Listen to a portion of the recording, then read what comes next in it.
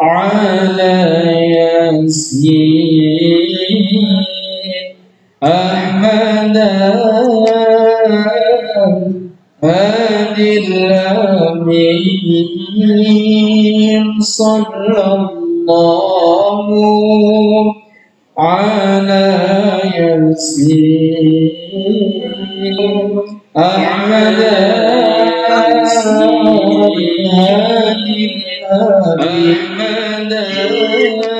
وآله المطهرين وصحبه والتابعين صلى الله على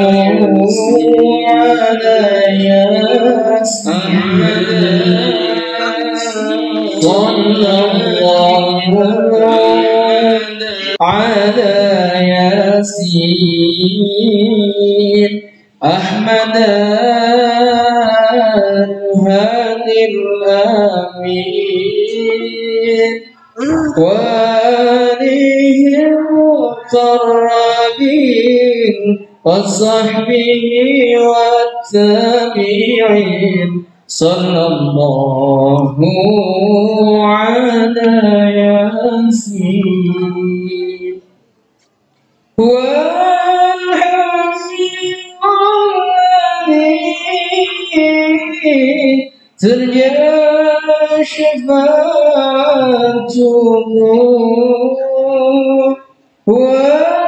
والحبيب الذي ترجى شفاعته لكل هام من الأحوال المقتهم صلى الله على ياسين أحمد الهادي الأمين صلى الله على ياسين أحمد الهادي الأمين وآله المكرمين وصحبه والتابعين صلى الله على ياسين.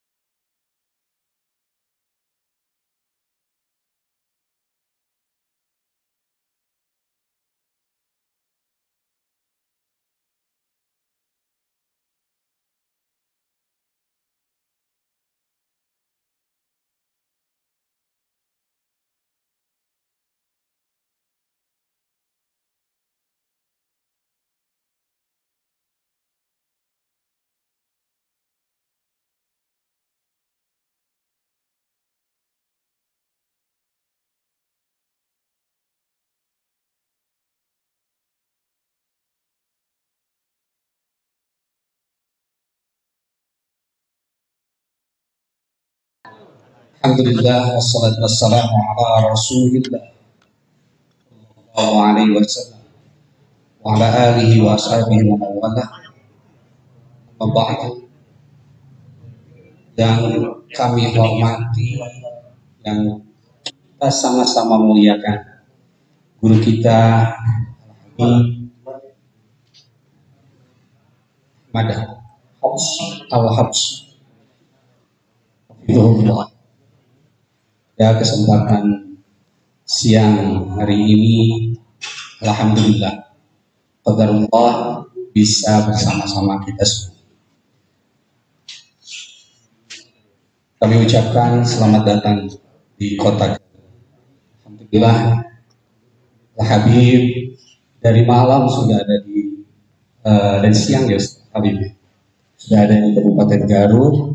Malam tadi pengajian di Masjid Besar Kecamatan Cikajang bersama para pemuda penggerak di Kecamatan Cikajang, dan alhamdulillah siang hari ini bisa bersama-sama kita semua. Kita betul-betul syukur alhamdulillah di pertemuan yang sangat istimewa ini. Dengan segala hormat memberikan motivasi pada anak-anak pilihan. Anak-anak pilihan. Kenapa saya bilang anak-anak pilihan? Karena kita di setiap tingkatnya hanya menerima 32 siswa. Dari mulai kelas 1 SMP, 2 SMP, 3 SMP, sampai sekarang kelas 4 SMA, itu hanya 32. Ya, alhamdulillah hadir bersama kami yang masuk di boarding school sebagai pelopor boarding school di Kabupaten. Alhamdulillah di bulan Februari ini juga sama-sama kita ingat bahwa 3 tahun yang lalu muassis orang tua kami mendahului kami dari Allah Subhanahu wa Ta'ala, yaitu almarhum Bapak Dr. di Desa Tibi. Beliau terakhir mendapatkan amanah sebagai Bupati Kabupaten Garut. Mohon setelah nanti ya mohon dengan hormat untuk berkenan berdoa dan juga berdoa untuk saudara-saudara kita semua. Kebetulan ibu kami pun tidak berkenan hadir hari ini bersama kita semua, dan kita semua para ananda sekalian diberikan kekuatan kesehatan oleh Allah Subhanahu wa Ta'ala. Dengan segala hormat kami persilakan.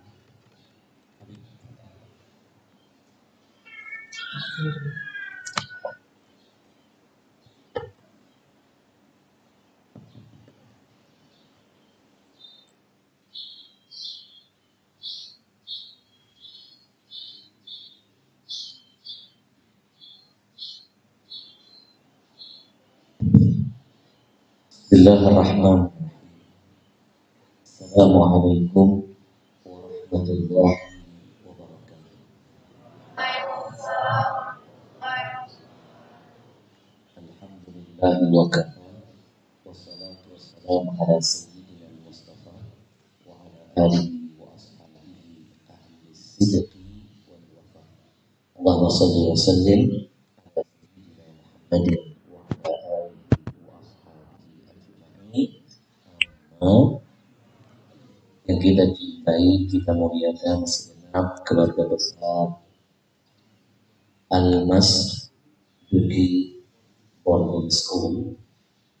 Mohon maaf kalau saya hatinya adalah cinta hormat untuk semua,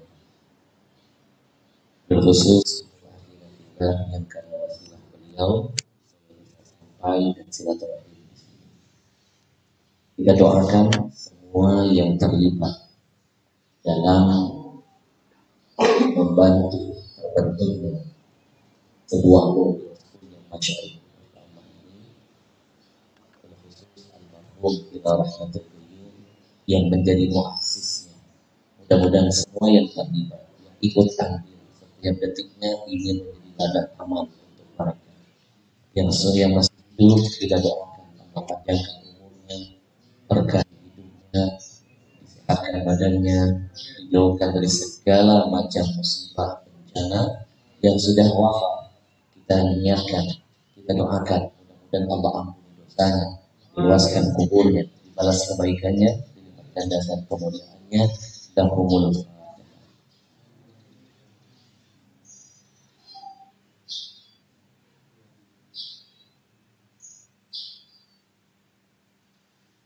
Yang saya banggakan segenap para santri dan santriat, ahli dan akhwat, semoga kalian senantiasa diberikan dan kemudahan dalam menuntut ilmu Allah. Hari ini ada satu kebanggaan di hati saya begitu saya masuk membaca sebuah slogan yang sangat indah. From here we start and change. Min huna nabda wa nabda. Kalimat itu langsung mengingatkan saya dengan sebuah pesan. Ternyata mau jadi apa nasib kita, mau jadi apa keadaan kita, semua bergantung pada niat dan perjuangan kita. Ternyata konsep perubahan nasib, if you want to, you must start from yourself. You understand? Gini-gini saya menguasai 3 bahasa Arab, bahasa Inggris, bahasa India. Bahasa Arab dia dulu kalau yang dipanggil laki-laki ta'al, kalau perempuan ta'al. Bahasa Inggris come here. Bahasa India kecil, come here.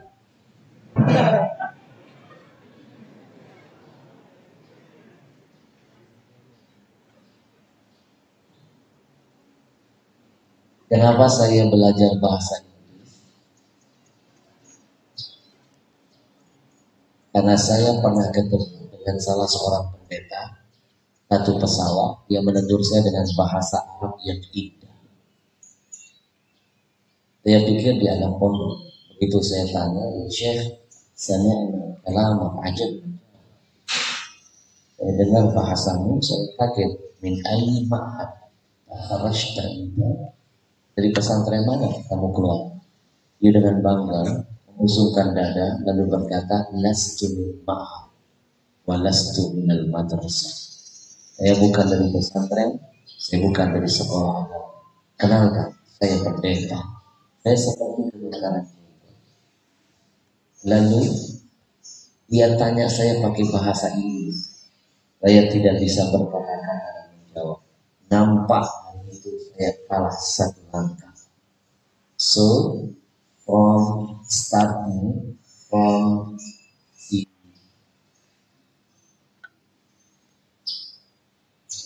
experience, I study English. That's why I study English.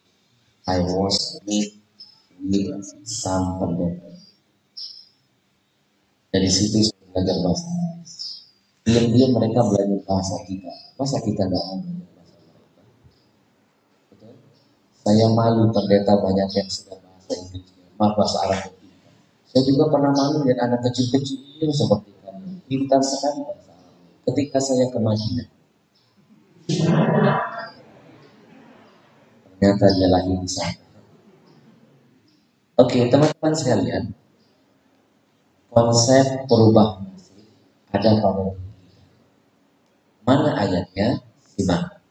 Innallaha la yughayyiru ma biqaumin hatta yughayyiru ma bi anfusihim. Allah tidak akan merubah nasib satu kaum, melainkan kaum itu berjuang, berjihad dengan penuh semangat, dengan semangat istiqomah untuk merubah nasibnya. Jangan mimpi bisa jadi orang kaya kalau malas bekerja. Jangan mimpi kalian bisa jadi pintar kalau kalian bersahabat dengan kebodohan. Mimpi kalian bisa sukses kalau kalian malas. Maka kenapa buat para santri itu musuh yang paling besar itu adalah kebodohan. Tanamkan dalam hati bahwa kebodohan itu adalah musuh yang terbesar. Kenapa? Karena lewat kebodohan setan masuk menggoda dan menyesatkan kita. Ibn Jauzi pernah mencatatkan di kulli syai'in baba, setiap segala sesuatu itu pasti ada pintunya. Wa babul a'dham alladhi yadkhulu minhu iblis 'ala nasi wal jahl. Dan pintu utama yang akan membuat iblis dan syaitan masuk menyesatkan kita manusia itu pasti lewat jalur kebodohan. Maka kenapa ayat pertama turun memberikan pesan kepada kita untuk menjauhi kebodohan. Ayat pertama turun bunyinya apa? Iqra, bacalah. Seolah-olah Quran ingin berkata, kamu jangan jadi bodoh. Kebodohan mendekatkan kepada kemiskinan, kemiskinan sering menjerumuskan ke dalam kekufuran. Kadal fakru ayyakuna kufran.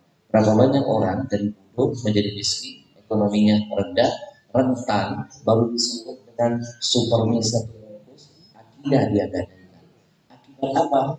Berawal dari kemiskinan yang diawali dengan kebodohan. Maka ayat pertama pesannya jangan jadi bodoh. Harus banyak membaca. The more you read, the more you get. Artinya jangan buang sampah sembarangan. Makin banyak yang Anda baca, makin banyak yang akan Anda dapatkan. Maka saya titip pesan buat anak-anak, mulai dari sekarang, starting from your own self, starting from now, starting from here, you must be change yourself. Mulai sekarang, mulai di sini, dan mulai saat ini kalian harus berubah. Waktu terus bergulir. Kalian berpacu dengan waktu. Berapa banyak orang-orang menyesal di hari tuanya karena dia sering berleha-leha dengan muda. Maka mumpung kalian masih muda, pastikan itu punya target. Dulu ketika saya seperti kalian, saya yang minta dengan ayah saya untuk dimasukkan ke pondok. Saya menangis. Ternyata belum memenuhi syarat. Syarat masuk pondok harus tamat SD. Sementara saya masih SD. Tapi setiap kali saya menangis, saya bilang yang penting saya masukkan dulu ke pondok jadi santri anak bawahan. Tiap malam ayah saya nganterin saya. Sampai akhirnya selesai SD, saya baru diterima di SMP. Ayah saya orang nggak punya. Ayah saya orang miskin, cuma dulu ngaji. Tapi saya punya semangat ingin berubah dan membangun kebahagiaan orang tua saya. Saya bilang ayah sekolahkan saya di pondok. Tapi ayah nggak punya duit nanti mau bayar mana? Saya akan berjihad uang tenaga belajar dengan rajin. Saya akan anak ranking 1 biar bebas angsuran res. Sampai segitunya saya semangat dan alhamdulillah saya bisa mendapatkan 6 tahun berturut-turut ranking 1 tidak pernah lepas dari tangan saya. Dan akhirnya saya bisa membantu orang tua saya minimal saya tidak bayar bulanan dan plus saya dapat beasiswa sebulan 25.000 gede, bisa beli buku, beli pena, beli sabun, semua perlengkapan. Dan Anda tahu kan, 6 tahun saya di pondok tidak pernah satu kali pun minta uang jajan dari ayah ibu saya. Saya sadar ayah ibu saya pokoknya lebih berat. 6 saudara saya butuh biaya juga. Saya nggak mau gara-gara saya mengurangi biaya buat saudara-saudara saya. Saya rela banting tulang, kepala jadi kaki, kaki jadi kepala, dan tidak ada kata gengsi bagi saya.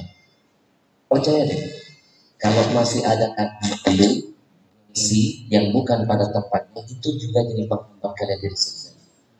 Setiap kali lonceng berbunyi, kring, semua santri mikir mau jajan apa. Saya mikir hari ini saya mau dagang apa. Keluar saya dari pondok, saya lihat di sekitar pondok kan pasti ada tetangga-tetangga pondok yang jualan makanan kepada santri. Ada yang jual pisang goreng, es panjang itu, es apa namanya dulu itu, es lilin. Saya temuin pedagangnya, Pak, Bapak kan keluar jualnya di rumah. Boleh nggak ganti setiap hari? Begitu selesai istirahat, terdengar lonceng, saya datang ke Bapak, saya bantu dagangin pisangnya ya. Saya lakuin di dalam. Nanti saya jualin ke teman-teman saya. Nanti kalau saya laku 10, saya dapat apa? Laku 10, kamu dapat pisang 1. Esnya saya beli di luar 25 perak, saya jual ke dalam teman-teman 50 perak. Dari kecil udah otak bisnis. Kalau sama malu itu kalau minta, malu itu kalau malu itu kalau mencuri, kalau hasil keringat sendiri berkah. Tiap hari saya jualan, teman saya menghina saya dihina, dikatain, masa bodoh, hinaan tidak membuat saya menjadi malu, malah menjadi cambukan. Akhirnya sehari saya bisa melakukan 30 pisang gratis buat saya, semuanya bisa saya sedekahkan buat teman-teman. Uangnya terus saya tabung-tabung dari penjualan es. Akhirnya bisa membuat saya makin tetap bertahan di pondok. Dan dulu teman-teman saya yang menghina saya, sekarang jadi karyawan saya, kerja di perusahaan. Ya itu terbagi. Betul? Jadi anak-anak saya berikan pesan. Yang pertama, jauhi kebodohan. Yang kedua, jangan malu untuk urusan kebaikan. Ilmu tidak akan bersahabat, satu dengan orang pemalu, dua dengan orang sombong. Nggak boleh malu. Malu dalam kebaikan itu salah. Malu boleh dalam urusan kemaksiatan. Malu buka aurat, malu bikin dosa. Tapi kalau kalian malu, aduh malu duduk paling depan, nggak akan sukses. Malu saya bertanya. Dan pertanyaan itu bisa begini. Separuh dari ilmu bisa kau dapatkan dari pertanyaan. Malu tampil selama malu kalian tidak akan pernah sukses. Percayalah. Saya teringat pesan ayah saya. Begitu ayah saya masukkan saya ke pondok, Ahmad, kamu jangan bikin malu saya. Siap ayah. Bikin ayah ibumu bangga melahirkan kamu. Siap. Kamu mau sukses? Jawabannya ada pada diri kamu sendiri. Allah cuma fasayarallahu amalaku. Allah lihat kalau kamu semangat, kamu gak malu-malu dengan kebaikan, kamu akan sukses. Siap ayah. Nanti kalau belajar jangan duduk di belakang, paling depan. Kalau guru berceramah jangan tidur, dengarkan isi ceramahnya. Siap ayah. Nanti kalau guru mau ngasih pertanyaan, angkat tanganmu, kalahkan santri yang lainnya, bikin ayah bangga. Ya. Kalau nggak tahu jawabannya gimana ya? Coba angkat tangan. Yang tahu nggak? Saya baru sebentar nyantri 1 bulan, gabung dengan santri-santri yang sudah 6 tahun. Saya duduk paling depan. Guru saya ceramah, saya kelopok. Tahan rasa ngantuk saya. Selesai ceramah, guru saya ngasih. Ayo siapa yang tahu jawabannya? Semua santri tidak ada yang tahu dan tidak ada yang berani mengangkat tangan. Santri yang sampai tahun pertama, tahun kedua, sampai tahun ke-6 buka, nggak berani angkat tangan. Saya teringat pesan ayah saya. Nah, ingin sukses jadi asal pemberani dan kebaikan. Angkat tanganmu. Saya dengan modal nekat, dengan ingin berbakti dan menyenangkan orang tua, saya angkat tangan. Saya teman saya heran, hebat kamu, itu kakak tingkat kita 6 tahun nyantri saja nggak berani angkat tangan. Nggak tahu jawabannya. Kamu baru sebulan udah angkat tangan. Emang kamu tahu jawabannya? Nah kalau nggak tahu kenapa ngangkat tangan bro? Yang penting kata ayah saya berani dulu. Kalau berani pasti berkah mengambil. Ternyata itu keberkahan pertama dari keberanian yang saya dapat. Dulu saya dipanggil oleh guru saya. Itu hadapan semua santri. Jadi doa.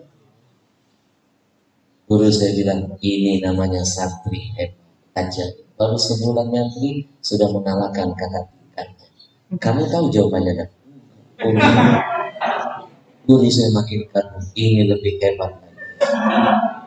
Gak tahu tapi kepengen jadi tahu. Ini pasti akan jadi berkah, kata guru saya. Dia tidak tahu tapi kepengen jadi tahu. Gara-gara itu saya dapat berkah. Guru saya bangga dengan himmah, dengan semangat saya, dengan strong will yang ada di hati saya. Akhirnya saya diangkat jadi asisten pribadi guru saya, pimpinan pondok pesantren, asisten saya, asisten megangin sendal. Tapi kan di mana ada sendal pasti ada guru. Santri-santri yang 2 tahun, 3 tahun, hampir 6 tahun belum tentu terpilih jadi asisten guru saya. Belum tentu terpilih jadi asisten pimpinan pondok. Di mana-mana pimpinan pondok pergi, saya selalu ada di samping. Guru saya ketemu ulama besar dunia, saya ada di samping. Guru saya ketemu dengan menteri, saya ada di samping. Guru saya diundang oleh gubernur, saya ada di samping. Guru saya diundang oleh pangdam, bupati, wali kota, saya ada di sampingnya. Siapapun orang-orang besar yang berjumpa dengan guru saya ada di sampingnya. Keuntungan apa yang saya dapat? Mata saya dilatih memandang orang-orang besar yang punya semangat ingin berubah menjadi orang besar. Anak-anakku, percayalah, mau jadi apa sifat, watak, tabiat kalian amat sangat bergantung dari apa yang kalian pandang dan kalian lihat. Kalau mata kalian sering melihat teman yang malas, bisa ketulak jadi malas. Tapi sering melihat guru-guru yang soleh, akan jadi cenderung jadi soleh. Mata menentukan jadi apa sih. Kalau nggak percaya, saya kasih contoh. Bekas kamar mayat punya sifat jarang senyum. Iya sih. Kenapa? Matanya sering lihat siapa? Ada mayat cengar-cengir. Kalau ada mayat cengar-cengir, petugasnya udah jadi mayat berikutnya. Contoh kedua, saya punya teman akrab dulu di kota Palembang. Gak pernah senyum, cemberut aja. Saya hijrah ke Jakarta, saya nggak tahu dia pergi kemana. 10 tahun lebih, mungkin 20 tahun gak ketemu. Lalu Allah pertemukan saya ketika saya sedang tabligh amal di satu kota. Kaget dia teman saya, hadir jadi pendengar. Ada yang berubah. Dulu saya tahu persis dia tidak pernah senyum, cemberut aja. Hari itu saya lihat dia murah senyumnya. Murah betul, nggak ada orang senyum. Saya tanya, Mas bro, dulu kamu sekarang kok murah banget senyummu? Kenapa sih? Alhamdulillah, saya sudah dapat pekerjaan. Ya sebab kerja di mana? Rumah sakit jiwa.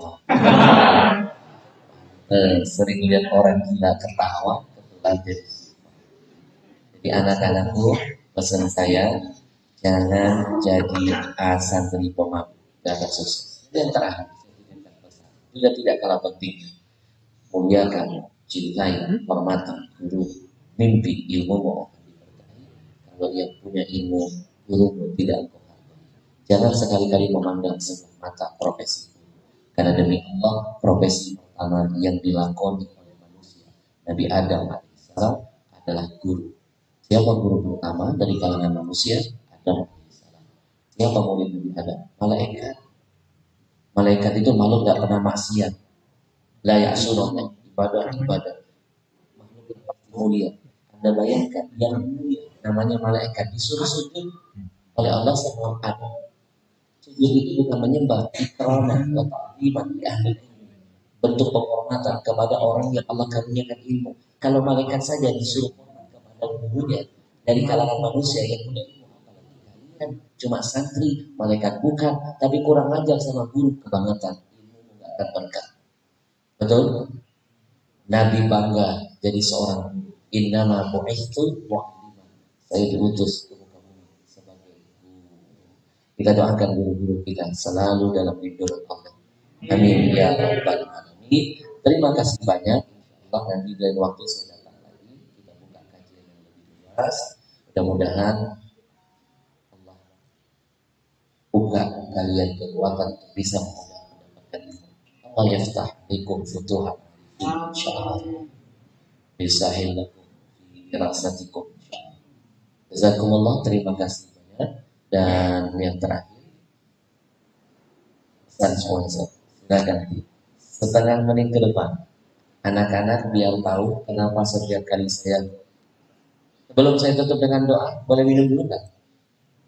Dulu ya.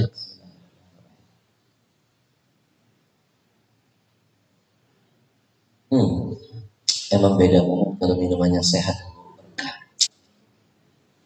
Merek apa sih? Ternyata mereknya Ajwa ada artinya. AJWA Alhamdulillah. Saya nggak malu-malu jadi pebisnis. Saya bukan ya. Saya punya 5 perusahaan. TV pun yang bisa membeli kebenaran dan lisan saya. Saya rela tahun kemarin keluar dari salah satu stasiun TV yang 6 tahun saya besarkan acara sabunnya. Saya keluar dari itu karena saya tidak mau diintimidasi. Saya tidak mau jadi ulama yang bisa dibeli.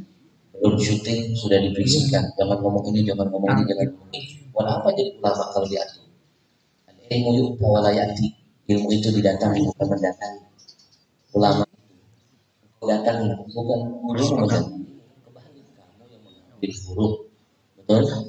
Saya tidak hidup dari TV. Saya punya harga diri. Saya punya 5 perusahaan.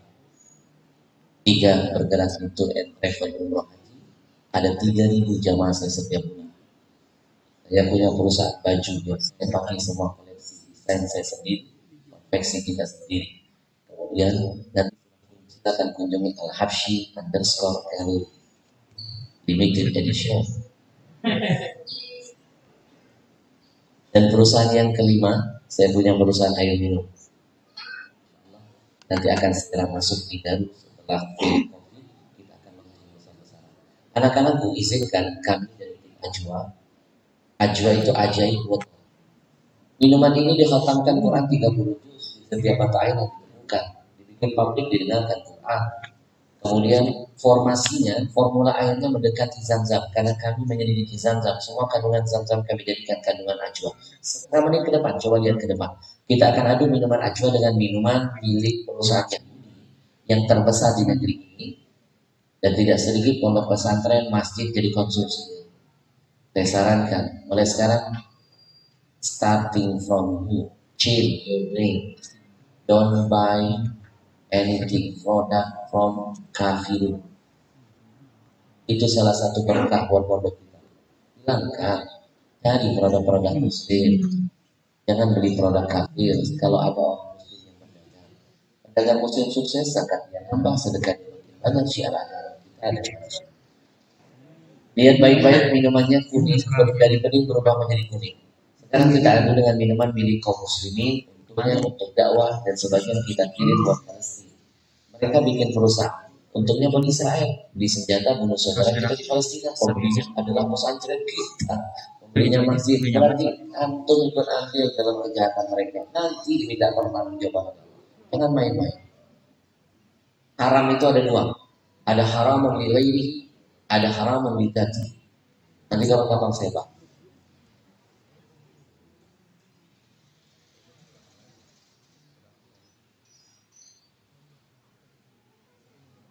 Desa Diana jalin kerjasama dengan koperasi pesantren, paling tidak mudah-mudahan dengan minum Ajwa, Qurannya menyatu dalam dirinya. Nanti akan bercermin kepada anak. Anak santri sehat, gurunya sehat, makin semangat kalian belajar. Karena sehat itu memang terbesar kedua setelah iman. Kalau sehat bisa bekerja, beribadah, belajar, dan berbuat segala. Coba lihat, Ajwa membersihkan kondisi apapun yang kotor dalam perut. Mohon maaf, buat perempuan, buat santriwati ketika datang bulan, mohon maaf, suka sakit pinggang, sakit perut kan? Nanti coba minum Ajwa, tidak akan ada rasa sakit lagi. Buat yang laki-laki ketika merokok, nikotin nempel di paru-paru nggak akan hilang. Minum Ajwa, hilang. Insya Allah. Antri nggak boleh merokok ya. Baik. Sekarang tes yang terakhir ya. Kita gunakan media makanan yang kesukaan santri khususnya. Saya pilih ini. Sebenarnya 85% makanan kita ini mengandung kimia pengawet formalin, mematikan. Orang zaman dulu panjang-panjang umurnya karena nggak pernah makan racun. Orang sekarang muda-muda sudah racun karena sering makan racun.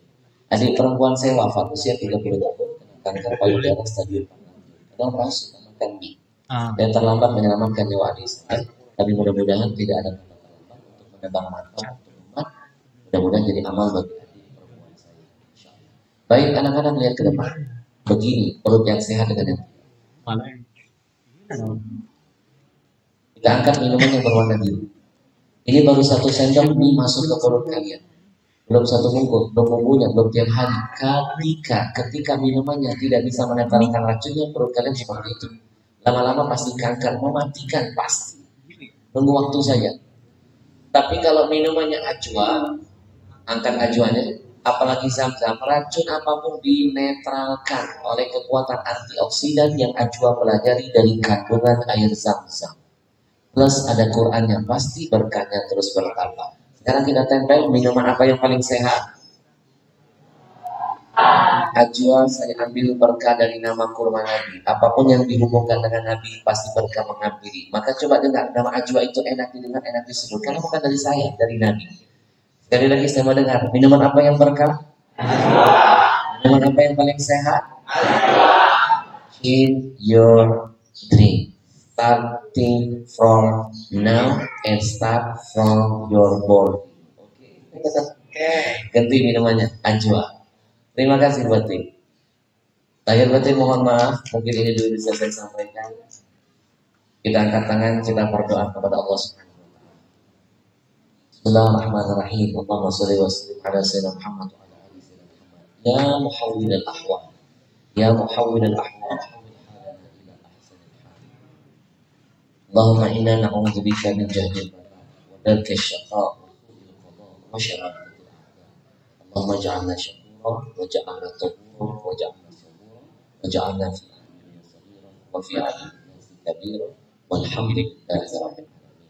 Insyaallah dengan waktu setelah terakhir secara khusus yang lebih lama walaupun kami selama-lama saya harus pamit karena harus menuju ke Bandung, jaraknya lebih lama berapa jam. Doakan mudah-mudahan selamat dalam perjalanan. Jadi terima kasih. Jangan lupa yang kedua dapatkan di kooperasi. Assalamualaikum warahmatullahi wabarakatuh. Waalaikumsalam warahmatullahi wabarakatuh. Terima kasih sekali Ustaz Ahmad Hamziyah Bidullah yang telah memberikan motivasi kepada anak kita semua. Mudah-mudahan menjadi bekal di langkah anak-anak. Mohon izin Pak Habib untuk didokumentasikan bersama dengan Ya, ada.